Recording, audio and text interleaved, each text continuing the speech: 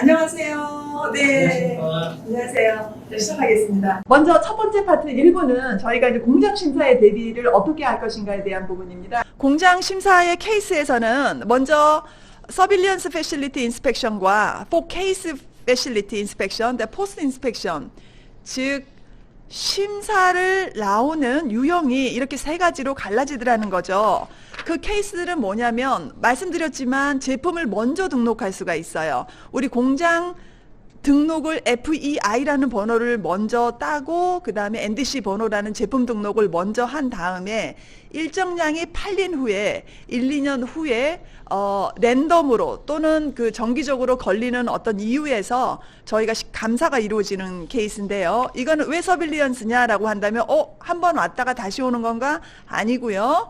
선등록 후 심사라는 의미의 서빌리언스 패실리티, 즉 먼저 판매는 되되 미국 내에서 심사, 즉 현장 심사는 나중에 오겠다는 의미이고요. 두 번째로 포코스 패실리티 인스펙션이라는 케이스는 색소의 잘못된 사용, 그 다음에 성분의 틀린 부분, 그 다음에 표시 광고, 소비자들의 클레임이랄지 또는 심각한 부작용의 보고들이 있었을 때 필요에 의해서 나오는 케이스입니다. 그 다음에 포스트 인스펙션은 먼저 한국에 나왔던 심사를 다시 한번 부적합이 클로징 되었는지 이런 부분들을 보는 심사인데요. 아래 원문까지 같이 이렇게 넣어놨습니다. 그래서 요 세 케이스가 OTC 공장 심사에 대한 유형이라고 보시고요. 그 FDA 원문에 대한 것도 같이 보내드리도록 하겠습니다. 일단 이렇게 챕터 3개로 구분되는데 쉽게 생각하시면은 저희가 이제 제조업체에서 근무하는 공장에서 근무하시는 업체분이라고 생각하시면 갑자기 뭐 대행사, 그러니까 도매상, 저희가 이제 미국 쪽이나 유럽 쪽에 수출하는 도매상을 끼고 있을 경우 갑자기 그쪽에서 이제 FDA 공장 심사가 나갈 수도 있다, 이런 식으로 통보하는 경우가 있어요. 그럴 때 이제 대부분 우리나라에서 이제 FDA, OTC를 준비하시는 회사들이 90% 이상은 대부분 이런 케이스라고 생각하시면 돼요. 그러니까 우리가 미국이나 유럽 쪽에 수출할 때 제품 등록을 먼저 하신 후에 유통되는 과정 중에 갑자기 통보가 오는 경우가 있어요. 그러니까 두 가지 방식이 있다고 보시면 돼요, 크게. 그러니까 우리가 자발적으로 신청해서 FDA, OTC 공장 심사를 받는 경우, 미국 쪽 시약처에서. 두 번째 케이스, 가장 많은 케이스가 우리는 제품 등록을 하고 미국에 이미 뭐 몇 달 동안, 몇 년 동안 유통이 되고 있었던 중에 갑자기 통보를 받아서 오는 경우가 있다는 거죠. 근데 대부분 자발적으로 신청해서 오시는 케이스는 드물어요. 왜냐면 그 어려운 이 과정들을 거쳐가지고 준비를 하시는 회사들은 드물고, 일단 도매상이나 뭐 자체적으로 뭐 제품 등록을 해주는 회사를 껴가지고 제품 등록이 이루어진 다음에 우리는 계속 그냥 아무 생각 없이 팔고 있었는데 갑자기 시약처 쪽에서 레터를 받아가지고 심사 통보를 받아서 급박하게 이제 뭐 한 한 달 있다가 나오는 경우가 대부분이거든요. 그럼 대부분 이제 우리가 준비되지 않았기 때문에 이제 보안을 맡는다, 이렇게 생각하시면 됩니다. 대부분 제가 관계된 회사들이나 지금도 일을 진행하고 있는 회사들이 다 이 케이스예요. 그러니까 우리는 신청을 하지 않았다고 해서 미국 쪽 시약처에서 심사가 안 나온다고 생각하시면 안 돼요. 이미 유통되고 있다고 하면은 우리는 조만간 나오겠다, 이렇게 생각을 하셔야 됩니다. 우리가 이제 매출액이 커지거나 우리가 판매한 제품 자체에서 어떤 유해성 성분이 나와가지고 걸릴 경우는 무조건 나와요. 국내 시약처에서도 우리가 이제 제품들을 유통시키는 과정 중에 랜덤 샘플링을 해가지고 시험 검사를 하거나 이런 행위가 이루어지잖아요. 그 다음에 이제 수시 검사 같은 경우 걸릴 수도 있고, 근데 CGMP 같은 경우에는 우리가 GMP를 받은 다음에 나중에 사후 심사를 받는 과정 중에 뭐 문제가 생기면은 갑자기 취하된다거나, 아니면 유통 과정 중에 제품들이 걸려가지고 갑자기 감사가 나온다거나, 이런 케이스라고 보시면 될 것 같아요. 근데 화장품 CGMP하고 OTC하고 다른 점은 국내 의약품 같은 경우에는 KGMP라고 해서 KGMP를 받은 이후에 제조 판매를 할 수 있고, 지금 화장품 같은 경우에는 이제 권고 단계죠. 그래가지고 GMP를 받지 않아도 제조 판매가 가능한 형태인데, 의약품 같은 경우는 GMP를 받아야지만 원래 제조 판매가 되는 겁니다. 국내 기능성 화장품들이 이제 미국이나 유럽 쪽에 넘어가게 되면은 화장품으로 분류되는 것이 아니라 OTC 일반 의약품으로 분리가 되기 때문에 당연히 심사를 받는 그 요구사항들도 의약품에 준해서 받게 돼요.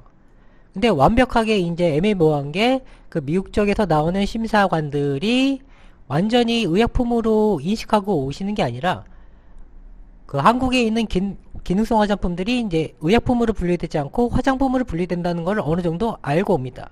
그래서 어느 정도 그 눈 감아, 그러니까 좀 루즈하게 봐줄 부분은 루즈하게 봐주고 타이트하게 이미 무조건 봐야 될 부분들은 그냥 보고 있다 이렇게 생각하시면 돼요. 그러니까 완벽하게 100% OTC 기준에 맞춰서 준비하면 좋겠지만 화장품하고 이제 의약품의 갭이 심하기 때문에 어느 정도는 우리는 준비해야 될 사항과 어느 부분은 그냥 루즈하게 넘어갈 사항 이런 것들을 구분해 가지고 준비하시면 될 것 같아요. 대부분 482를 통해서 레터를 받고 이제 심사 통보를 받으시면은 뭐 한 달, 두 달 정도 있다가 우리는 어느 정도 있다가 이제 나가겠다 이런 식으로 그 동의를 할 것이냐 이렇게 보내오면은 거기에 뭐 우리 제조업체 그 관련 사항들, 현황들 이런 거를 간략하게 작성해서 보내주시면은 이 심사원들이 배정이 되는데 그 미국 쪽 담당자가 직접 나오는 경우도 있지만 대부분 이제 아시아 쪽에 그 FDA 심사관들이 이제 배정돼 있어요.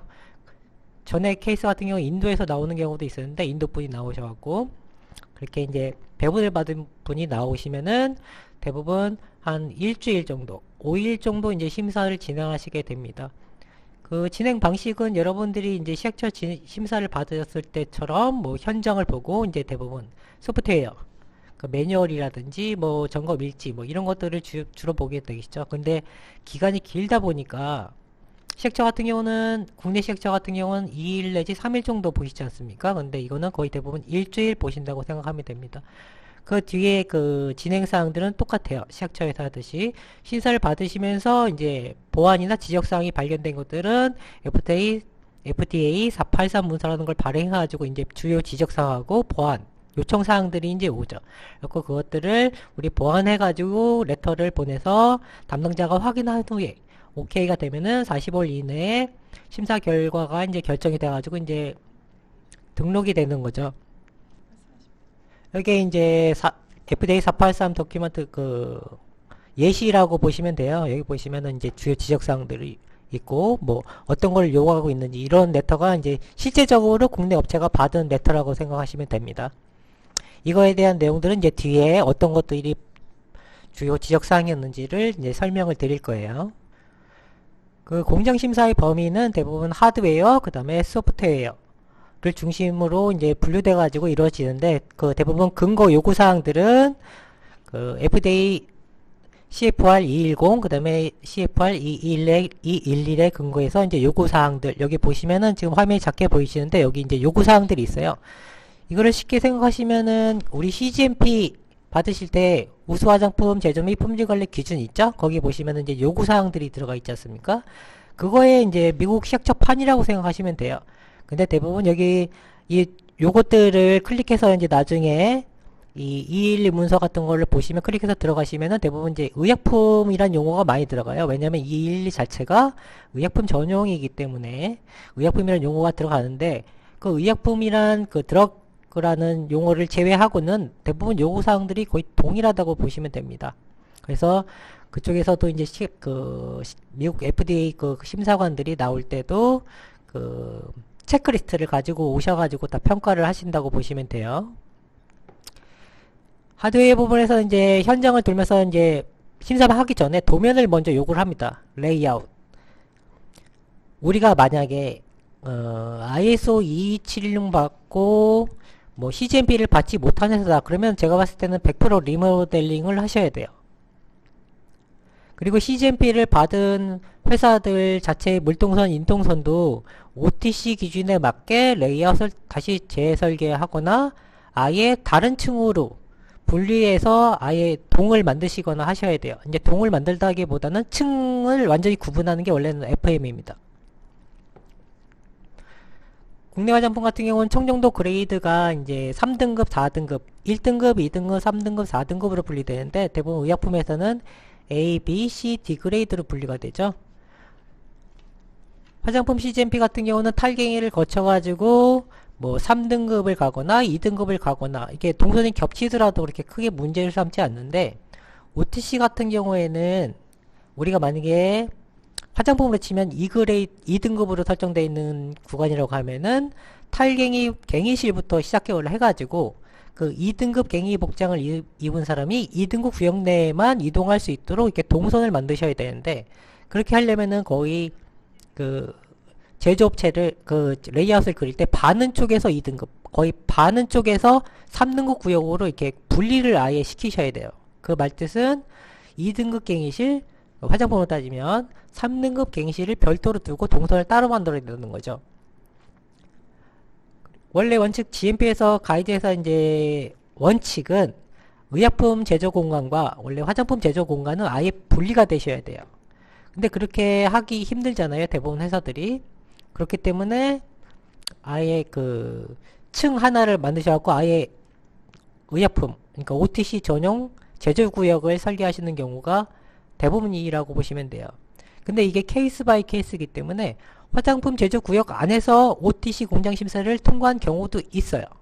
근데 원칙은 층 분리를 공고드리고 생산 구역 자체를 아예 분리시켜라. 이게 이제 원칙이죠. 그렇게 여유가 안 되시는 회사들이 일단은 화장품 제조 구역 내에서 뭐 설비, 뭐 전용 설비를 갖추고 갖추고 있다 이런 식으로 대응을 해서 넘어가는 경우는 있지만 원칙적으로는 아예 분리가 원칙입니다.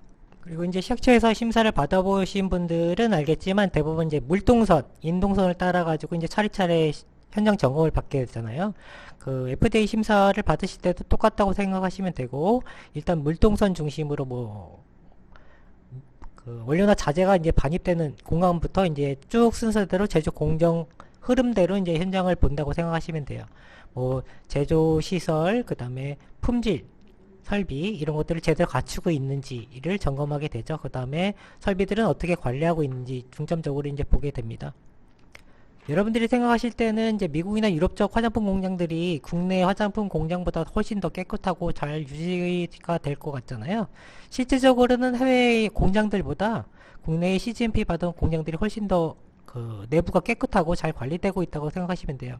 그 한국에 있는 그 여러 업체분들이나 이제 현업에 종사하시는 분들은 현장이 깨끗하면은 그게 플러스 점수가 되지만 미국 애들은 그 하드웨어적인 부분보다는 대부분 문서를 더 잘 갖추고 있는데 거의 포인트를 더 잡고 있다고 생각하시면 돼요. 그 다음에 여러분들이 보시면은 설비에 대한 점검 시 적격성 평가 부분 확인 이 부분이 있죠. 지금 국내 화장품 CGMP에서는 적격성 평가라든지 밸리데이션이 의무화가 되어 있지 않습니다. 근데 의약품 같은 경우는 적격성 평가나 밸리데이션이 의무화죠. 그렇기 때문에 대부분 이것들을 화장품 회사 심사를 받는 회사들은 이 부분에 대해서 모두 100% 다 지금 보완을 맡고 있다고 생각하시면 돼요. 적격성 평가, 그 다음에 밑에 보시면은 공조 및 정제수 밸리데이션 있죠? 이 부분은 다 지금 심사를 받은 회사들이 전부 다 100% 다 보완을 맡고 있다 생각하시면 됩니다. 이게 화장품에서 지금 종사하시는 분들이 자체적으로는 하기 힘드세요. 지금 의약품 같은 경우에는 이제 컨설팅을 받지 않아도 자체 이제 QA팀이라는 게 구성되어 있기 때문에 자체적으로 할 수 있을 정도의 이제 그레이드가 올라와 있는데 아직 화장품에 계시는 분들은 이 부분이 굉장히 생소하시고 거의 경험이 없으시죠. 그래서 이 부분을 굉장히 어려워하세요. 이 소프트웨어 부분 보시면은 대부분 이제 매뉴얼, 기준서가 되시겠죠? 이 부분은 이제 또 이제 점검하시게 되고, 그 다음에 여기 보시면 그 옆에 공조 정제수 밸리데이션하고 이제 연장선이라고 생각하시면 되는데, 공정 및 이제 세척 밸리데이션, 이제 PV, CV를 실시했느냐, 이것도 이제 100%다 심사관들은 확인을 합니다. 이 부분도 당연히 다 이제 대부분 지적사항으로 남으시고, 보안사항으로 남으시죠. 제품 표준서나 규격서 이것들도 이제 100% 다 보시고 또 이제 제가 이제 색깔로 칠하는 부분은 왜 칠해놨냐면은 대부분 보안을 맞기 때문에 제가 이 부분에서 이제 색깔을 칠해드린 거예요. 대부분 화장품 회사들은 요게 준비가 안 돼 있으세요. 시험 규격 그 다음에 MV 이 시험 규격은 우리는 자체적으로 시험을 하고 있는데 왜 규격이 준비가 안 돼 있냐 이렇게 생각하실 수 있는데 지금 화장품 회사 같은 경우에는 자사 설정을 하고 계시잖아요. 근데 이제 OTC에서는 자사 설정이란 개념 자체가 없습니다. 그렇기 때문에 우리는 어떤 공정서를 따라서 이제 시험 규격을 설정하셔야 되는데 그렇게 이제 시험 규격이 설정하시는 회사들이 없고 그 다음에 이제 시험법 밸리데이션을 실시하는 회사들이 없기 때문에 요 색깔 칠한 부분들은 대부분 그 다 지적 보안상으로 받고 계시다 이렇게 생각하시면 될 것 같아요. 우리가 만약에 이제 FDA OTC를 받게 되면은 우리가 어떤 거를 준비해야 되느냐 이제 고려해야 될 거냐 이렇게 고민이 있으실 건데 첫 번째는 아까 말씀드린 것처럼 도면 설계. 우리 레이아웃이 그 OTC에서 요구하는 인동선하고 물동선을 갖추고 있는지 그 다음에 적격성 평가 설비에 대한 적격성 평가는 돼 있는지 그 다음에 아까 말씀드린 여러가지 밸리데이션 있죠. 그 다음에 시험 규격은 어떻게 우리가 설정이 되어 있는지 요 네 가지는 중점적으로 무조건 준비를 하셔야 됩니다. 근데 요 네 가지를 준비하라고 말씀드리는 거는 우리가 CGMP를 받은 회사일 경우 요 네 가지를 중점적으로 하시라는 거예요. 우리가 만약에 CGMP를 받지 못한 회사인데 우리가 OTC를 준비하시려면 준비 기간이 굉장히 기실 거예요. CGMP를 기본 베이스에 깔고 계신 회사들이 대부분 요 네 가지 정도를 준비하시면 받을 수 있다는 거지. 우리가 CGMP를 받지 못하고 뭐 ISO 2276 정도만 받은 회사인데 우리가 이제 FDA OTC를 준비하시겠다. 이거는 굉장히 어려울 수 있다고 말씀을 드립니다. 왜냐면 ISO 2276 같은 경우는 공조가 안 들어와 있잖아요. 대부분 환기 시설만 갖추면 되기 때문에 대부분 차압이라든지 더스트 관리가 안 되세요. 근데 OTC에서는 그 요구사항으로 들어가 있기 때문에 CGMP를 받은 정도의 수준의 그 제조시설을 갖춘 회사들만이 대부분 이제 준비하실 수 있다 이렇게 생각하시면 됩니다. 만약에 우리가 공사부터 다시 시작해가지고 준비하신다고 생각하시면 대부분 이 준비 기간을 한 1년 잡으셔야 돼요. 근데 우리가 이제 CGMP를 받은 회사고 요 제가 말씀드린 주요 이제 대비해야 될 것들만 준비한다 생각하시면 한 6개월 내지 7개월 정도 생각하시고 이제 이 준비를 시작하셔야 됩니다. 이거는 여러분들이 많이 본 그림이죠. 이거 그 화장품 GMP 해설서에 들어가 있는 요 타입으로 만약에 우리가 오른쪽 하단에 있는 거는 그 국내 시약처 CGMP에 들어가 있는 견본 도면이죠. 이 도면대로 설계를 한다고 하면 지금 CGMP를 받지 못할 정도의 수준의 도면인데 이 예시 자체가 나중에는 조금 바뀌어야 될 거라고 생각이 들고 이 왼쪽 같은 경우에는 지금 도면이 너무 작아서 안 보이시는데 이제 국내 이제 OTC 회사의 도면이세요. 그리고 이 도면은 나중에 도면 설계라든지 어떻게 이제 구성할 거고 청정 등급을 나눠서 어떻게 우리가 이제 도면 레이아웃을 설계할 건지 이거는 아마 다음 달에 이루어지는 세부 교육, 도면 설계 세부 교육 할 때 아마 같이 연습해 보면서 할 기회가 있을 건데 지금 당장은 시간이 짧기 때문에 화장품의 레이아웃을 가지고는 OTC를 받기 힘들고 우리가 이제 다시 도면 설계를 해야 될 필요성이 있다 정도만 인식하시고 가셔야 될 것 같습니다. 청정 등급은 OTC에서 이제 C그레이드, D그레이드를 분류하는 것이 원칙이고요. 용어 자체가 틀리죠. 화장품 같은 경우에는 1등급, 2등급, 3등급, 4등급인데 그 의료기기나 의약품 쪽에서는 이제 A, B, C, D 그레이드로 이제 구분하는 경우가 많습니다. 이거에 대한 그 기준은 국내 화장품 그게 아니라 그 의료기기 청정도 밸리데이션 가이드라인이 있어요. 그쪽에 보시면 의료기기 쪽 청정도 가이드라인 보시면 거기 이제 그레이드 구분에 대해서 자세하게 설명이 되어 있고 그 다음에 ISO 14464-1번 보시면 거기도 이제 청정도 관련돼서 이제 그레이드 기준이 어떻게 되는지 그에 대해서 조금 내용이 들어가 있으니까 그 두 개를 참조하시고 기준을 확인하시면 될 것 같아요. ISO 14464-1 그 다음에 의료기기 청정도 밸리데이션 가이드라인 이 두 개를 보시고 청정 등급은 어떻게 우리가 구분할 것이고 기준은 뭐 어떤 것들을 기준으로 가져가실 것인지에 대해서 이제 확인을 하시면 될 것 같습니다.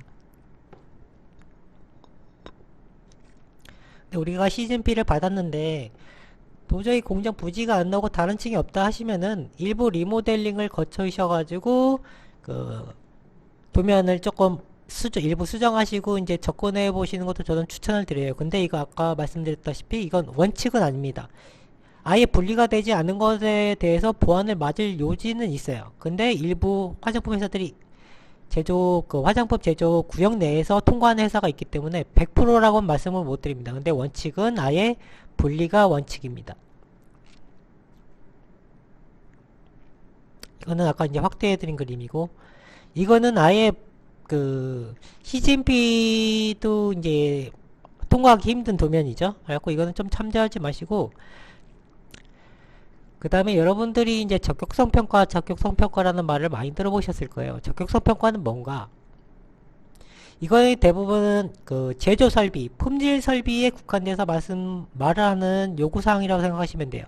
설비에 대한 그 적격성 평가 자료를 요구하고 있다. 이것들은 설비별로 다 적격성 평가 문서가 있으셔야 됩니다. 우리는 이제 어느 정도 이제 설비를 사게 되면은 제대로 설비가 만들어져서 나왔고 제대로 돌아가고 있는 이제 뭐 전원을 켜본다거나 우리가 세팅값을 줘가지고 작동을 시켜보잖아요. 근데 우리는 눈으로 확인하고 그냥 오케이 이렇게 하는 것이 아니라 이것들을 전부 다 문서화해서 만드는 행위라고 생각하시면 돼요.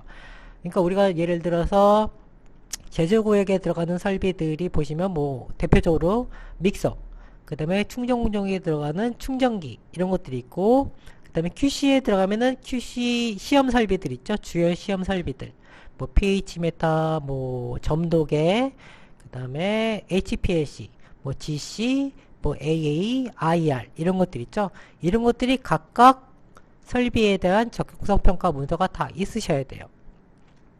여기 보시면은 이제 적격성 평가의 단계가 있는데 URS, DQ, IQ, OQ, PQ로 구분된다 이렇게 되어 있죠.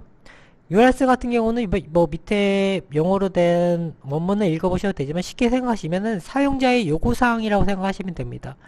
우리가 예를 들어서 이제 TV를 사게 되면은 우리 방에는 뭐 요 정도 사이즈의 TV였으면 좋겠고 어떤 기능이 있었으면 좋겠다 이런 것들을 우리가 어느 정도 생각하고 가잖아요.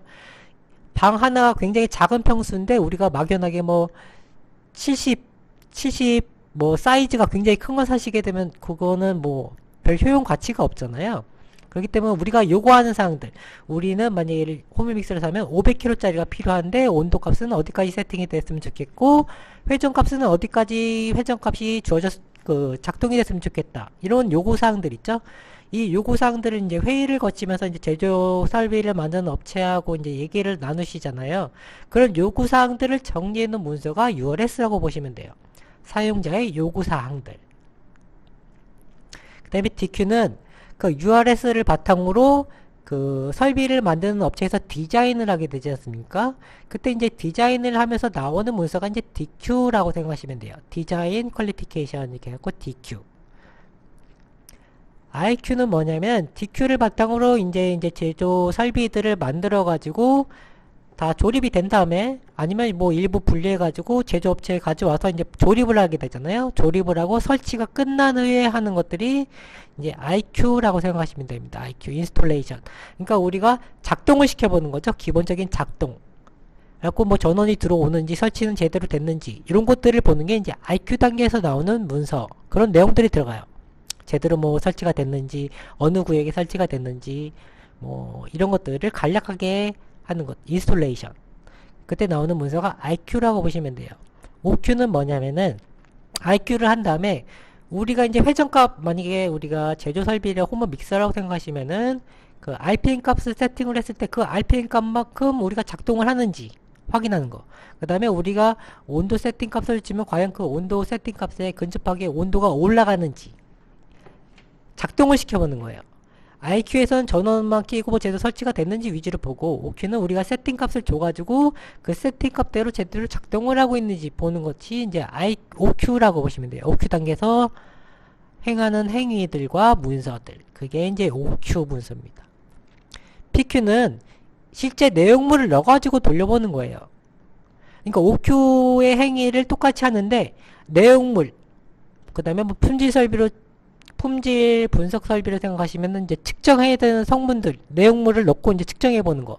어떠한 내용물을 투입해 가지고 세팅값대로 우리가 그 제조 설비면 제조를 해보는 거고, 품질 설비면 품질 분석을 해보는 거죠. 그때 단계가 나온 게 이제 PQ라고 보시면 돼요. 그러니까 OQ 단계에서는 내용물이 없고, OQ가 끝난 이후에 내용물을 넣어서 보는 것이 이제 PQ 이렇게 생각하시면 돼요. 근데 우리가 대부분 설비를 살 때 아예 디자인을 새로 바꿔가지고 설비를 사는 경우는 거의 드물죠. 대부분 기성품을 사가지고 그냥 설치하는 행위들이 대부분 이루어지잖아요. LC 같은 경우 대부분 기성품을 사다가 설치를 하게 되죠.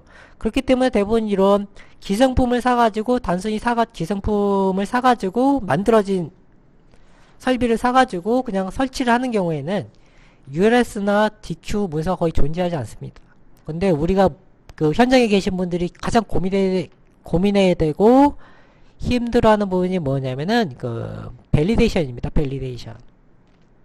우리가 이제 QC, CGMP 그 받은 회사들 중에 대부분 QC 분들이 대부분 열 몇 분, 작은 회사들은 뭐 한 대여섯 분 계실 수도 있겠지만 한 열 몇 분 정도 가시는 회사들이라고 생각하시면은 밸리데이션을 그 적격성은 자체적으로 할 수 없다면 대부분 이제 외주를 준다고 생각하고 우리는 검토만 하고 사인만 해주신다. 근데 돈이 들어간다 이렇게 생각하시면 되고 밸리데이션 자체적으로 이제 수행을 하셔야 되는데 대부분 컨설팅 타에서는 밸리데이션을 수행해 주게 되면 가격이 엄청나게 비싸요. 그렇기 때문에 화장품 회사에서는 대부분 컨설팅 회사를 끼고 이제 의뢰를 하실 때 이제 문서만 받고 교육만 받으세요. 자체적으로 실험하시는 행위들은 자체적으로 팀을 구성해서 하시는데 제 경험상 한 3, 4분 정도가 3개월에서 6개월은 빠지셔야 돼요. 업무에서. 아예 밸리데이션을 하기 위해서. 주요 보안상으로 떨어지게 되고 그거에 대해서 보안상에 대해서 나중에 레터를 보내가지고 계획서하고 그 레포트를 내셔야 돼요. 근데 저게 이제 메이저가 될 겁니다.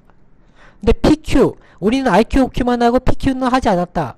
근데 PQ가 대부분 이제 문서를 받게 되면은 OQ하고 PQ를 동시에 가름해서 해주는 회사들이 많아요. 그렇기 때문에 우리는 IQ, OQ를 했는데 PQ를 하지 않아서 이게 메이저로 떨어질 거냐 이거는 아니라고 생각이 듭니다. 그러니까 보안을 맞을 수 있는데 메이저는 아닐 것이다. 근데 아마 마이너스 점수를 받으실 거다. 제가 말씀드리는 건 IQ, OQ를 받은 상태에서 PQ를 안 했을 때를 말씀드리는 거예요. 그 다음에 제조 설비 같은 경우에는 대부분 OQ, PQ를 하시는 회사도 있지만 대부분 OQ까지 끊으시고 대부분 PQ에서는 그 PV 공정 밸리데이션을 하시면서 가름을 하는 회사들이 많다 이렇게 보시면 돼요.